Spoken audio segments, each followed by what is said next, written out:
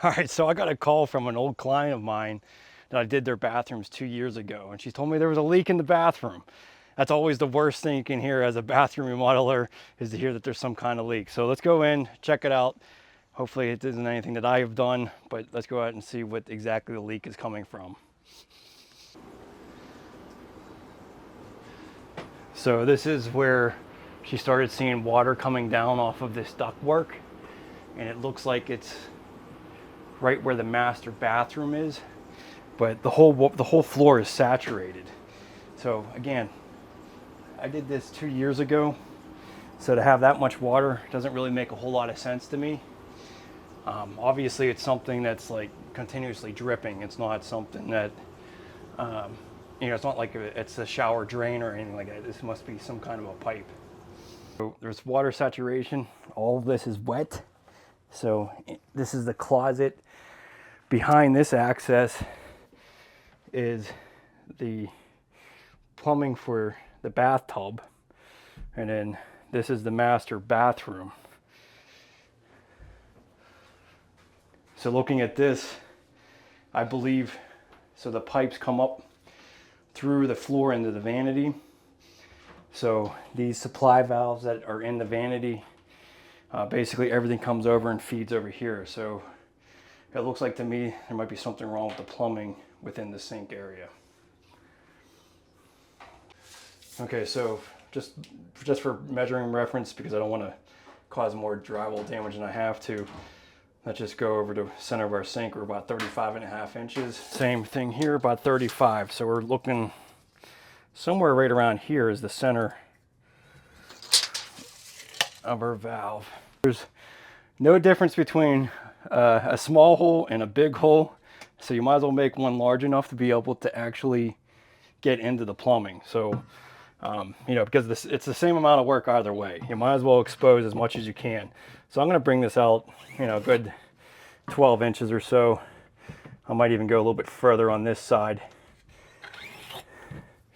and then we'll, the vanity piping is really only coming up about 21 inches or so. So there's no sense in going much higher than that. So we're just going to basically cut out this little square here. And really, I think every homeowner should have one of these. This is an oscillating tool made by Fine. This one actually has a whole bunch of different components all with it. So when you buy this, you have a whole bunch of different fittings and things to use. So let's open this guy up. This is like really the easiest way to cut this. So this is called an oscillating tool. And then let's just see what kind of bits we got here. We just need well, those are your sanding pads. So if you wanted to sand something, but it comes with 2 batteries. You obviously got the charger there. And then we have a whole slew of different bits. This is like so universal. Like, this is why I think a homeowner should have one of these, because you can actually cut grout, you can sand down tile, you can cut all types of things with this. So I'm just going to use a standard cutting bit like this. So all you do is simply, it's much more accurate than a Sawzall, because it's not as rough. So let's go ahead and cut this out.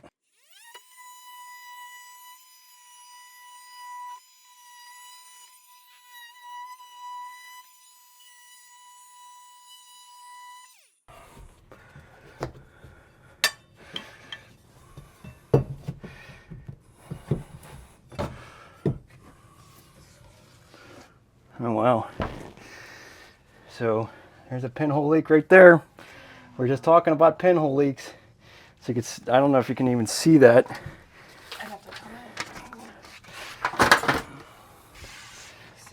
So you can see it spraying on my paper here. So I figured it was one of these joints. It's a pinhole leak right here. So you can probably hear that. Yeah, I can. That's enough. That's quite a bit of water. That's why it's continuously dripping like that. Hang on, let me just do a story real quick on that too. Because I just said that you're doing it. That sucks. Here. So this is a pinhole leak. This is one of the most horrible destructive type of plumbing problems out there. This is copper. When did you say this house was built? 1960s? 70s? In the 70s. 70s. So this was 73. So this is old copper. It just created a pinhole leak. And that's a lot of water. I mean, over... Yeah, this is we've been here. That's terrible. Oh, and another common thing that can happen is, like, you can see how close this piping is to this edge of the stud. You can easily put a nail or a screw in there. And sometimes, like, that's one thing I was actually concerned about. Maybe I could have put a screw in this and it could have lasted like 2 years without a leak, and then all of a sudden just happen. But, you know, that's definitely, you know, we want to put a nail guard on there before we put... Oh, no, I never put any nail. Yeah. I But that's, you know, really these should be in the middle of the stud so you can't get to it. But I'm going to have to cut out a little bit more of this because I'm going to have to replace this section. You know, could there be another pin leak at some point? Absolutely. I mean, it's hard to say. just take the whole wall down. Well, it's one of those things that, like, you just don't really know. I mean, it will become a point where if you get another pinhole leak, you're like, okay, let's go ahead and replace all the copper. Which would be kind of a painful thing to do at this point, but it can definitely be done, you know.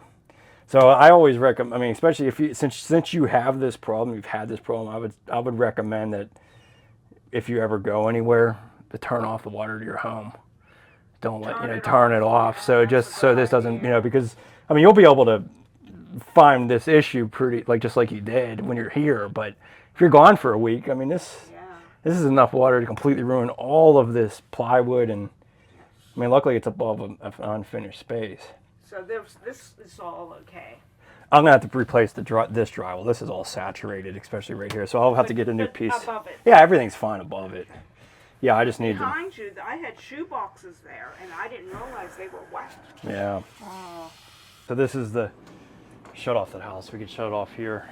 Yeah, well, we've had problems with refrigerators, especially the new ones, where, you know, your gasket for, like, even your filter or the ice maker, we've had them, like, blow out overnight and fill up the whole kitchen with water.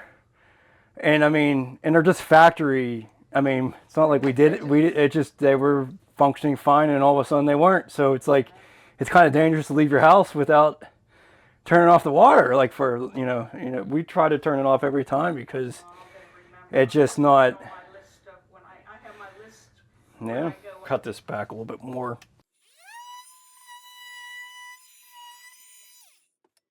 I'll have to come back with drywall and patch that, because I was expecting to reuse it, but I can't reuse this. It's all Soggy. It's all soggy now, yeah. Okay, so this little cutter is helpful to get in between in tight spaces like this.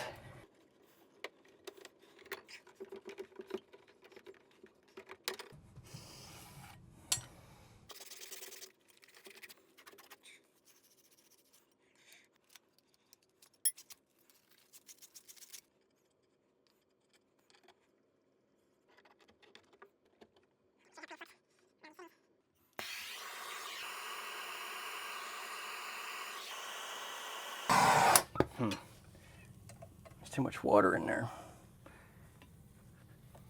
No, it all didn't come out. It's really annoying. There's too much water in that pipe. Okay, so there's water still in this line. That's always a problem with soldering. So I had to make sure I get the lowest valve turned on so that you can release all the water out of the system. I also turned on my shower, or flushed the toilet, so that valve is clear. And then also the shower faucet I turned on as well. So water and soldering can always be a problem.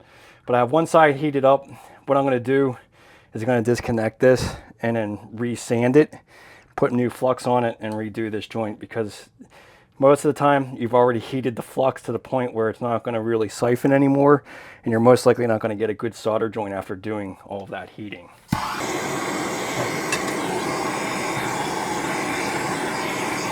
God dang it, man.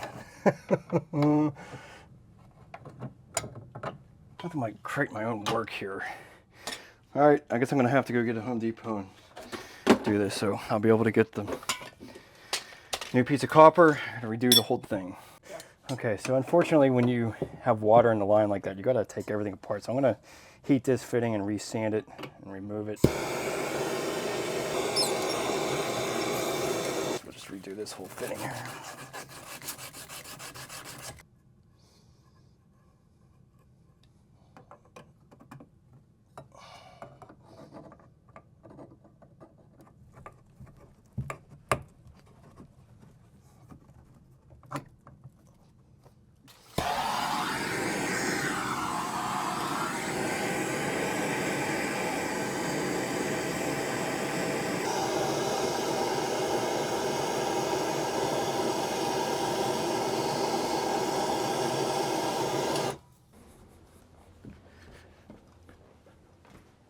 Turn it off.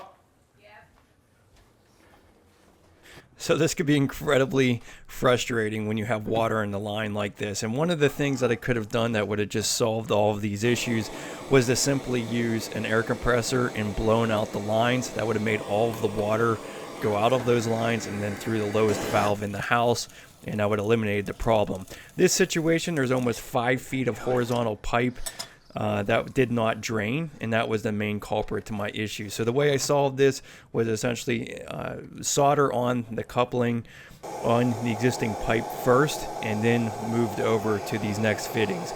If you have all your valves open up, the steam will go through. It's really essentially about getting the joint heat hot enough and not have any water kind of hindering that joint. Yeah. But we did finally get it.